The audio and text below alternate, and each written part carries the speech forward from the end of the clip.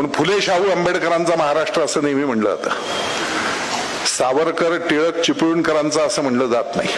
राहुल सोलापूरकर हा महाराष्ट्र फुले शाहू आंबेडकरांचा महाराष्ट्र म्हणूनच ओळखला जाईल. याचं कारण असं आहे की फुले शाहू आंबेडकरांनी या मातीत सामाजिक समता प्रस्थापित व्हावी याकरता काम केलं होतं.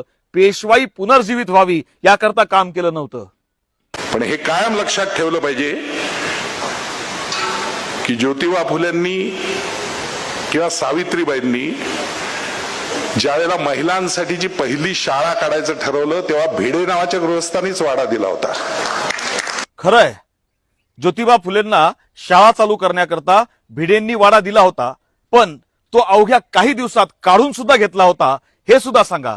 आणि त्याच सोबत सावित्रीआईच्या अंगावर दगड फेकणारे कोण होते आणि महात्मा फुलेंच्या घरावर मारेकरी पाठवणारे कोण होते हे सुद्धा राहुल सोलापूरकर आठवणीने सांगा.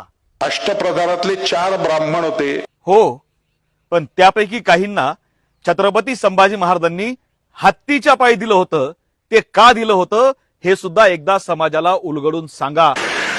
आणि रामजी सकपाळाचा मुलगा हुशार आहे, त्याला शिकवलं पाहिजे म्हणून त्याला दत्तक घेणाराही आंबवडेकर नावाचा ब्राह्मणच होता, ज्याच्यामुळे सकपाळाचं आडनाव भीमराव आंबेडकर असं नंतर झालं. हो का?